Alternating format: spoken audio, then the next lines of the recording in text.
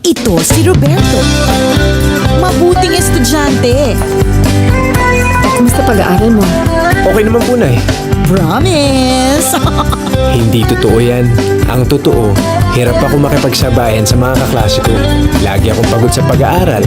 Ang dami kong homework na hindi ko na ipapasa on time. Inihahandog ng Viva Films at MVP Entertainment ang #1 best-selling book ni Bob Ong. Aba, nagkakapasa na pala ako. The movie! Ha? Ano yun? Aba, nakakabasa na pala ako. The movie! Ang pelikula para sa mga naging teacher's pet, naging teacher's enemy, nangopya, nagpakopya, nag-cutting classes, umabsent, nag-JS, sumulat sa slumbook, nagkamedal, na-kick out, nagkaroon ng special someone, iniwan ni special someone, binalikan ni special someone, iniwan ulit ni special someone. Ang kwento ng estudyanteng Pinoy. This is a police car. It has batteries. From the 80s Uy, palabas na pala yung bagets. Alikanod tayo. to the 90s to the 2000s and beyond. Makakahanap ka rin ng taong makakapagpasaya sa'yo. I did. Kaso lang iba yung gusto niya eh. Bob Ong's Aba, nakakabasa na pala ako, the movie.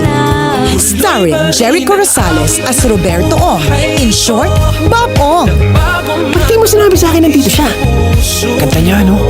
Tsaka naka 33 times siya. Vandolph Quezon as Ulo. Although wag ka na makaisipin ng ibang tao na isang epic feel ang buhay mo.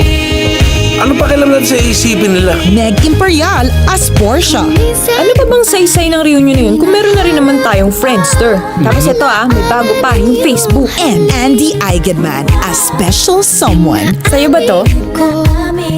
Roberto Ong. Aba, nakakabasa na pala ako, the movie. Ang throwback movie ng taon. Ang barkada movie ng taon. Kiss mo ako. Ha? Na-stress ako eh. Nakakabukla kayo. Ang feel-good movie ng taon. Ibig sabihin nito, nasuko na ako sa pangarap kong mapagraduate ka sa kolehiyo. Ang everything movie ng taon. Okay, class, we shall dance and sing. When you're happy and you know it, clap your hands. Directed by Mark Mayley. Stand up, everybody. Ang baho, ano ba yun? Malapit na.